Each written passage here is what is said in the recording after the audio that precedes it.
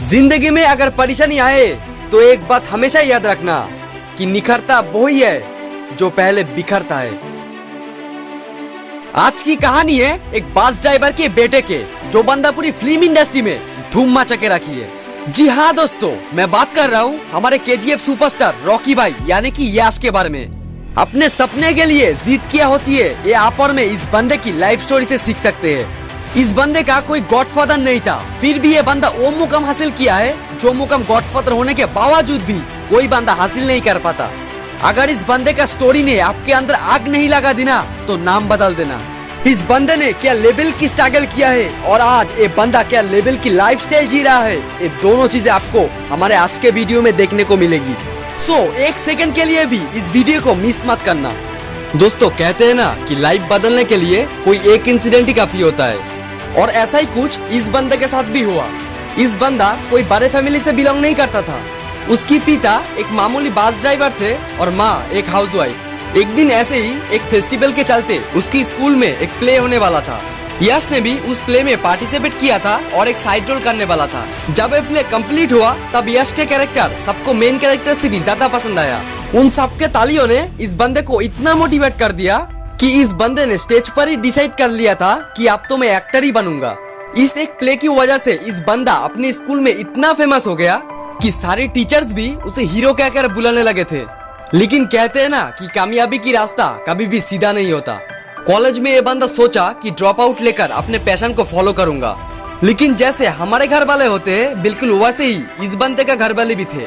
उन्होंने इस बंदे को जोरदार फोर्स किया था और अपने डिग्री पूरा करने के लिए ऑर्डर दिया था, क्योंकि ये लोग चाहते थे कि यश एक गवर्नमेंट एम्प्लॉय बने। अब बंदा कितना भी जिद्दी क्यों ना हो, अपने माँ बाप के जिद के आगे कभी ना कभी झुकना ही पड़ता है। अपने पेरेंट्स की खातिर यश ने ग्रेजुएशन कंप्लीट तो कर लिया, फिर भी उनके पेरेंट्स यश के एक्टर बनने के सपने को लेकर खुश नहीं था। इस बार यश ने अपने पेरेंट्स से झगड़ा करके उनको बोल दिया था कि आप घर वापस आऊंगा तो एक्टर बनकर ही आऊंगा, वरना नहीं आऊंगा। तब उसके पिता ने एक शर्त रखी थी कि तू बेंगलोर जाएगा लेकिन किसी रिलेटिव्स के घर में नहीं रुकेगा। पापा की बात मानकर सिर्फ 300 रुपए जेब में लेकर ये बंदा बेंगलोर आ गया। शुरुआत में तो कोई कम नहीं मिला, पर कुछ दिनों बाद बेंगलोर में यश ने एक ड्रामा टीम में ज्वाइन किया, जहां पर इस बंदे को बैक स्टेज पर काम करना पड़ता था, जैसे कि चाय बिस्कुट लाना, स्टेज ठीक करना वगैरह वगैरह। जी हाँ दोस्तों, मैं आज की सुपरस्टार यश की ही बात कर रहा हूँ। कई बार होता है ना कि हम लाइफ में जो चाहते हैं वहाँ तक पहुँचने के लिए हमें बहुत मुश्किल और मुसीबतों का सामना करना पड़ता है। इस बंदे के साथ भी कुछ ऐसा ही हुआ था। कई बार पैसा ना होने की वजह से उसे बस स्टॉप पर ही सोना पड़ा, क्योंकि पापा को प्रॉमिस किया था कि किसी भी रिलेटिव्स के घर में नहीं जाऊंगा। पर इन सारी मुसीबतों के बाद भी ये बंदा अपनी जिद कभी नहीं छोड़ी। दिन बीतते गए, चीजें समझने लगी, कॉन्टैक्ट्स बढ़ते गए, एक्टिंग सुधरती गई, और उसी टाइम पे यश को नान्ना गोकुला नाम के एक टीवी सीरियल ऑफर हुई। इस सीरियल में यश ने लगातार 3 साल तक काम किया और यही से यश की जिंदगी का मोड़ बदल गई। अब यश को लोग पहचानने लगे थे और मूवीज में भी रोल मिलना स्टार्ट हुआ, और उसके बाद इस बंदे का दौर शुरू हो गया। उसके बाद यश ने बहुत सारे सक्सेसफुल मूवीज की, जैसे कि रॉकी, जानू, लक्की, गुगली, मास्टरपीस वगैरह वगैरह। इन सारी मूवीज को मिलाकर यश ने सिर्फ 20 मूवीज की है, पर यश को पूरी इंडिया में रिकॉग्निशन मिली 2018 में आई super duper hit movie KGF की वजह से।